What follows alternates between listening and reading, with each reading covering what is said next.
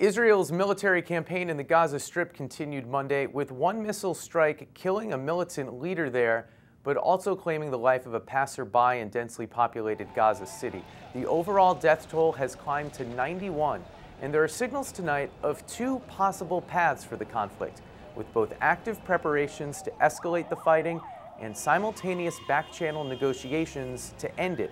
It's a complicated story with a lot of players and potential impacts, so tonight we're going desk to desk around the newsroom and with our reporter in Tel Aviv for more on the conflict. The conflict is at a crossroads right now. Israeli officials are trying to decide whether or not they want to deploy ground troops. That would be a big game changer. If they were to deploy ground troops, the conflict would escalate. We'd see more bloodshed.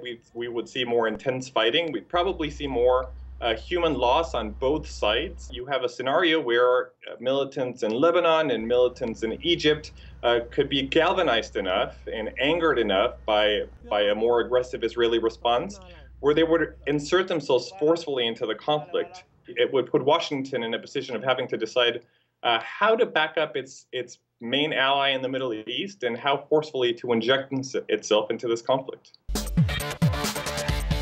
During the campaign, we saw Republicans, and specifically Mitt Romney, casting Obama as, not a strong enough ally of Israel. And we'll see with this conflict if we're going to get a reemergence of that debate, if we're going to see more Republicans say that Obama should be, more pro-Israel, that we should be supporting our strongest ally in the Middle East. He's been asked about that on his Asia trip, and when he gets back here, he's going to have to deal with the fiscal cliff, negotiations with Republicans in Congress. So, potentially that issue might not receive as much attention as it would otherwise, but he's still going to have to deal with it. In 2008, just as President Obama was about to take office, the Israeli operation Cast Lead, much bigger than the current one, was underway. So there was very little American involvement. It was between presidents, effectively. And on a previous one in 2006, then President George Bush made clear that he did not want Israel to stop fighting in either southern Lebanon or in Gaza until the rockets stopped. That had disastrous consequences. President Obama has not put much pressure on Israel to stop this operation.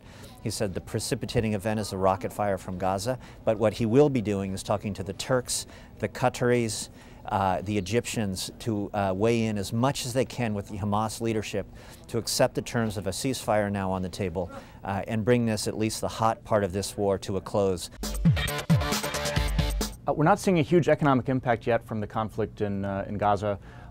These are small, Israel is a small country, it's a small economy, it's not a major oil producer. That said, we are seeing some real nervousness and tension and fear that that might spread into a broader Middle East conflict. Oil prices are up today, about 2.7% this morning.